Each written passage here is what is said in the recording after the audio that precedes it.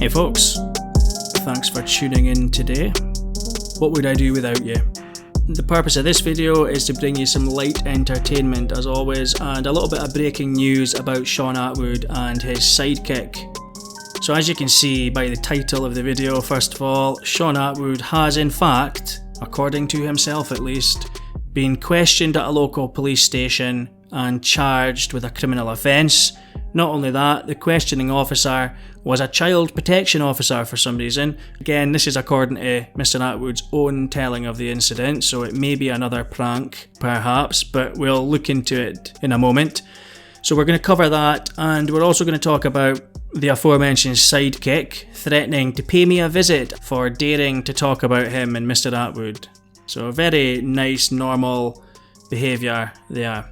First of all though, if you enjoy this content and you believe that the spotlight should remain trained firmly upon this clownery, then please subscribe to the channel if you haven't already done so. Subscribing to this channel, it not only increases the reach of the channel, but it has the added benefit of trolling Shaun Attwood and triggering his sidekick, because Mr. Attwood does like to call this a troll channel, motivated by jealousy regarding his sex life apparently, which is actually something he said in reference to discussions surrounding that video in which an autistic brain damaged sex worker who went to his home to film a podcast ended up being filmed by Shaun Attwood on her knees, dressed as a little girl, unzipping his trousers and calling him daddy. I know I repeat this quite often, but it needs to be done because the magnitude of that shouldn't be understated and it shouldn't be swept under the rug, because Mr. Attwood claims to be an activist and he claims that this was all a prank. It's an autistic person we're talking about here, an autistic brain damaged person who's suffered decades of abuse. Hopefully one day people will understand why that's not acceptable as a prank. But the fact that he said I'm jealous of it, jealous of his sex life apparently, it's so far wide of the mark that it might actually be the opposite of jealousy. I couldn't figure out what the word was for the opposite of jealousy, so the only way I can describe it is when I think of the fact that I am not Shaun Attwood, it just makes everything look a little bit more beautiful, everything brightens up a little bit, and I feel like I'm off the ground slightly. So if you want to seek enlightenment in life, if you just think to yourself, I'm not Shaun Attwood, that'll actually get you closer to enlightenment than any meditation could. So it's a pretty good practice. Now, I'm certainly not here to troll Mr. Attwood, but if Mr. Attwood thinks I'm trolling him, then that has got to be worth a sub. And in return, I will keep you updated of any slimy shenanigans which come to my attention, such as the one, in fact the two, that we're going to talk about today. So first of all, the main event of today's video is that Mr. Attwood has said that he has submitted to questioning at a police station and was then charged with a criminal offence, and that the police officer who questioned him was a child protection officer. Not only that, apparently this child protection officer usually deals with paedophiles, so was shocked to find himself dealing with someone whose mission it is to protect children. I'm not joking, that is what Mr. Attwood said. And I'm going to play the audio just now. It came to me via an anonymous source. It's either part of a live stream or it's something that he announced to patrons, which means that he has announced it to a section of his audience, which means it is in the public domain. Now, just because it's from Patreon doesn't mean that it's not covered under fair use. Commentary and criticism is always covered under fair use as long as it's justifiable. Even commentary and criticism on Hollywood blockbusters, for example, is covered under fair use. This is also covered under fair use because it is in the public interest. I'm also not going to show the video, although I do have the video. I'm just going to show the audio because that's all I need to get the point across regarding this. And of course, I am posting it to allow it to be scrutinised due to Mr. Attwood's position as a self-styled sexual abuse activist and protector of children. Please also remember that all my videos are backed up on Odyssey, so if anything happens to this channel, you'll be able to get me on Odyssey. But let's play this clip just now. Some of you know I was called into the police station in London, and this is because of what one of my activist podcast guests said on my YouTube channel when I was interviewing her that pertained to a sexual abuse case and certain names getting mentioned. Anyway, fortunately, the policeman who interviewed me, he's part of child protection. He's normally interviewing paedophiles and predators, so he was quite shocked that someone whose mission it is to protect kids and end the war on drugs was sat on the other side of the interrogation table. So he was recommending a caution, but it was out of his hands, he said. It was in the hands of CPS, Crown Prosecution Service, who for some reason is pursuing it aggressively. So that's the recording. Let me know down in the comments what you make of it. I find it to be a very interesting development indeed. It's obviously quite a recent development for Mr. Attwood. I don't know if he was actually arrested, because the way he says it, it sounds as if he attended the interview voluntarily, although we all know that if you don't attend a voluntary police interview, you may well be arrested, but that's another story. But he certainly does say that he was charged, and he says that the Crown Prosecution Service are being quite aggressive with the pursuit of the charge. So that is certainly very interesting in my opinion. It's clearly a contempt of court issue, but I just don't know why a child protection officer would be the one interviewing him. I understand that the case involves a child apparently, but I don't understand why it would actually be a child protection officer that's questioning Mr. Attwood. Maybe that is just how it works, who knows. Now, just because he was actually charged as well, it's probably worth pointing out that just because you're charged does not mean you're guilty. I know people are actually aware of this, of course, but it is worth repeating and mentioning, because just because you've been charged, it does not mean that you're guilty. So Shaun Attwood has not committed a crime just because he's been charged here. That will need to be decided in court. He's either admitted to it or he's going to plead not guilty. So we'll see how it goes. Now, whether you believe what he said about the police officer wanting to pursue a caution instead, that's up to you. I know what I find extremely difficult to believe, and that is that the police officer was in any way, shape or form shocked that he was facing someone whose mission it is to end the war on drugs and protect children, as Mr. Attwood says. I just find that so unlikely as to be quite likely impossible, that the police officer was blindsided by Mr. Attwood's presence and shocked because Mr. Attwood's mission is to protect children. I think this child protection officer will have very likely just seen Mr. Attwood for what he is, which is a YouTuber with previous convictions for drugs, serious drugs convictions. Which gets me on to my next point. So in the last few days, myself and Wheezy of the What Is Truth podcast, link below, we've been variously threatened in live chats and DMs and things like this. We've been threatened with things such as being reported to the police, with being reported to action fraud, with being tracked down and exposed, with having our channels taken down. We've had false copyright strikes filed against our joint podcast channel, the Daddygate channel, link also below to that.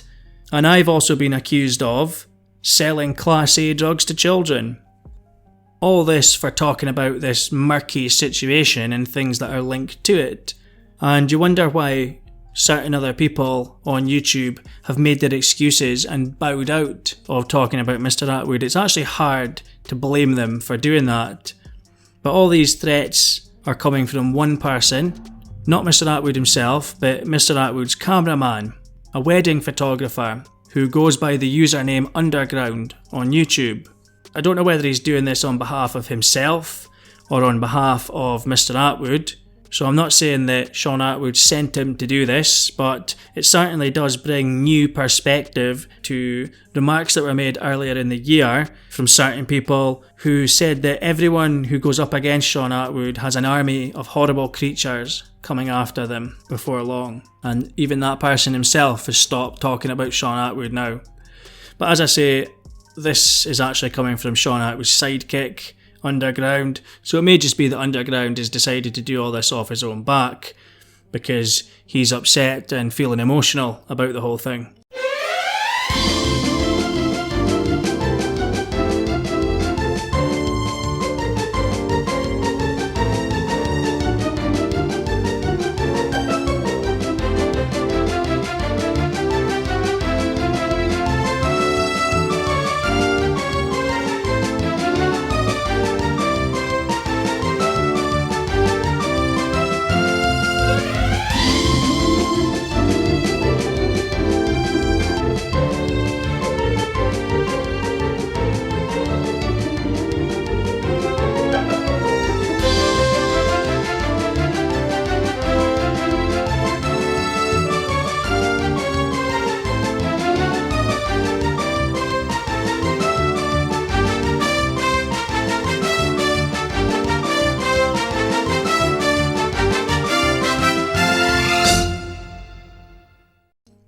Now, one of the things that he said to me in the live chat of the Daddygate podcast the other day was that he's coming to my house. He said he's going to doorstep me, he'll come to my house, and I actually spoke to some people I know in relation to whether that is actually a threat or not, and it turns out that threatening to come to someone's door could well cross the line into criminality if it's a statement designed to cause fear and alarm, to put the recipient into a state of fear and alarm. You're not the BBC, you're not the press, and you don't actually get to tell people that you're going to track them down and come to their door, especially when you've just wrongly accused them moments earlier of being a complete scumbag who sold Class A drugs to children. Then saying, you're going to come to my door, that could 100% be perceived as a threat. So you can certainly consider this me putting it on the public record that has been said. Imagine me saying to you, completely out of nowhere, that you've been selling drugs to children and I'm going to find out where you live and come to your door.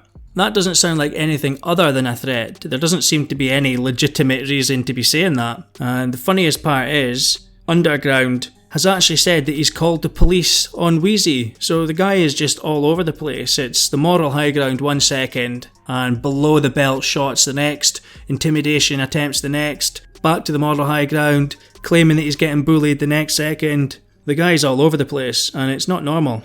And what is it with these people, anyway, bringing children into things for no reason at all?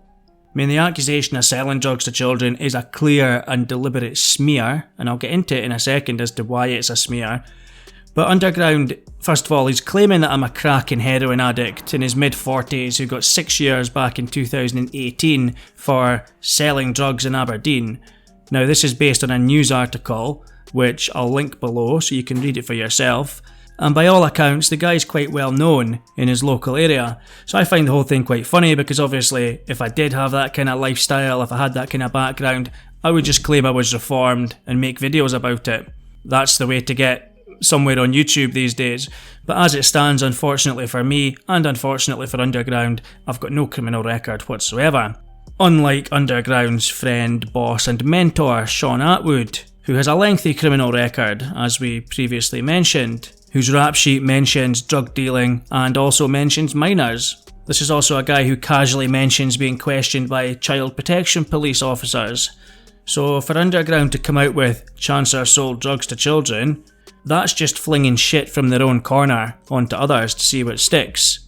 It's dark and dingy, murky tactics. They're trying to throw their own shit at me to see if any sticks. And the reason that you know it's a deliberate smear by Underground, who is an employee of Shaun Attwood, remember, is that the very article he's referring to, which I have linked below, mentions nothing about selling drugs to children. Underground has literally just added children in. The story is about street level addicts selling drugs to street level addicts by the sounds of things. Selling crack and heroin's a bad enough smear, but why has Underground taken it upon himself to add children into the mix? It just shows, even more so, that it is designed to smear and provide the maximum emotional impact to anybody gullible that reads it casually. But it does just make me wonder why they keep bringing kids into things, these lot. We've got Callie, for no reason at all, dressed as a little girl. We've got Attwood, claiming that he's being questioned by child protection officers over a contempt of court issue. And now we've got Attwood's employee, Underground, adding children into a story which didn't contain children in order to attack me, who just happens to be one of their most vocal critics at the moment. It just makes you wonder, does Underground find the idea of children who are addicted to drugs funny? This is a documentary maker that we're talking about here, who makes documentaries about the abuse of children, among other things, yet he's completely embellishing stories in a live chat to mislead an audience that children were involved in a story when they weren't. So I'll let you make your own minds up as to whether a documentary maker should be behaving in such a way, but I personally consider it to be very murky indeed. Props, of course, to the Daddygate podcast audience, because the first reply to Underground when he mentioned this was, "Where's the evidence?" which is the bare minimum that anyone should be asking, but because it's so rare these days, it's worthy of respect. And there were several comments like that throughout the live chat, which I was quite pleased to see. Nobody took Underground's bullshit seriously. So I'm going to end the video here, but I just wanted to point all of that out to get it on the public record, because our freedom of speech is being eroded enough already around the world by our governments without us being intimidated by people who have no power trying to scare us so that we don't talk about information which is in the public interest, it's in the public domain, and it needs to be spoken about. So if you see people like this trying to intimidate other people into not speaking, first of all, consider how someone gets so comfortable behaving like that in the first place, because it really isn't normal behaviour. But also call it out. Ask them who the hell they think they are and make videos about it. Post about it on your social media. Ask questions. Condemn it. Because there's no place for that kind of crap on YouTube, and there's no place for it in society either. So you can take your intimidation attempts and you can shove them up your arse, Underground. If you don't like it, don't tune in. And if you're opposed to something that's been said, if something that's been said is wrong, debunk it. Tell us how it's wrong. Making threats doesn't look as if you've got the truth on your side. Anyway, thanks to the people that have tuned in today. Please do subscribe. As I say, it helps support me in this situation that I find myself in. And it also annoys the hell out of the people who would just prefer that everybody just keeps their damn mouth shut, even though they've got absolutely no right to expect people to do that. Anyway folks, I will leave that there. So thank you very much for tuning in, and I'll catch you next time. Cheers. The policeman who interviewed me, he's part of child protection. He's normally interviewing paedophiles and predators, so he was quite shocked that someone whose mission it is to protect kids and end the war on drugs was sat on the other side of the interrogation table.